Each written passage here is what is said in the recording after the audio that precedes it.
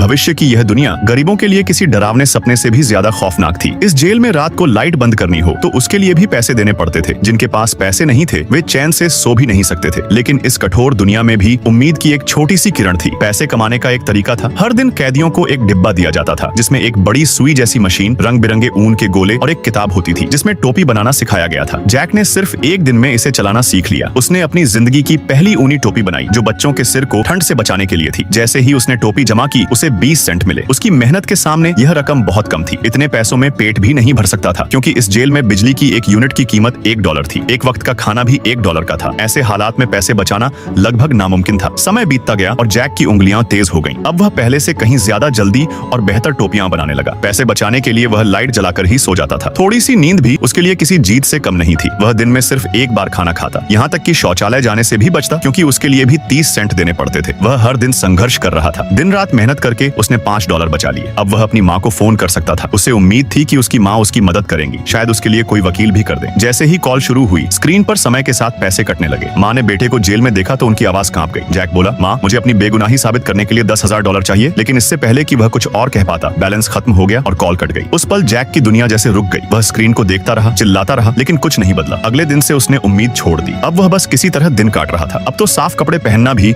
उसके लिए किसी त्योहार जैसा लगने लगा था। एक दिन जब वह टोपी बना रहा था तभी स्क्रीन पर एक संदेश आया, आपके खाते में $10,000 जमा किए गए हैं। लेकिन जैक अपने दुख में इतना डूबा था कि उसने उस पर ध्यान ही नहीं दिया। 3 महीने बीत गए। फिर सिस्टम ने पूछा, क्या तुम अपना अपराध स्वीकार करते हो? अब उसके सामने 2 रास्ते थे। अपराध स्वीकार करके 45 से 47 साल की सजा काटो या वकील रखकर अपनी बेगुनाही की लड़ाई लड़ो। तभी उसकी नजर एक अनपढ़े संदेश पर पड़ी। कांपते हाथों से उसने उसे खोला। वह उसकी माँ का संदेश था। उन्होंने $10,000 भेज दिए थे। उसकी उम्मीद फिर से जाग उठी। उसने तुरंत एक वकील रखा। फीस कट गई और स्क्रीन पर वकील की तस्वीर दिखाई दी। लेकिन वकील ने ठंडी आवाज में कहा, तुम्हारा केस बहुत मुश्किल है, बेहतर होगा कि तुम अपना अपराध स्वीकार कर लो। इतना कहकर कॉल कट गई। जैक समझ ही नहीं पाया कि उसने आखिर किया क्या था। वह तो बस कुछ कदम दौड़ा था और पुलिस के ड्रोन ने उसे पकड़ लिया था। $10,000 खर्च हो गए। फिर भी उसे अपनी बात रखने का मौका नहीं मिला। अब जैक पूरी तरह टूट चुका था। वह अंदर से खाली, थका हुआ और अकेला महसूस कर रहा था। तभी सिस्टम से एक घोषणा हुई, तुम निर्दोष हो। जैक को अपने कानों पर विश्वास नहीं हुआ। उसने चारों ओर देखा। जेल का दरवाजा खुल चुका था। जैसे ही वह बाहर निकला आजादी की हवा ने उसके सारे जख्म जैसे भर दिए। उसे लगा मानो उसकी सारी बुरी यादें पीछे छूट गई हों। जब उसे उसका सामान वापस मिला तो ऐसा लगा जैसे कुछ हुआ ही न हो। लेकिन जैक एक बात अच्छी तरह समझ चुका था, वह उस जगह पर कभी वापस नहीं जाएगा, कभी नहीं।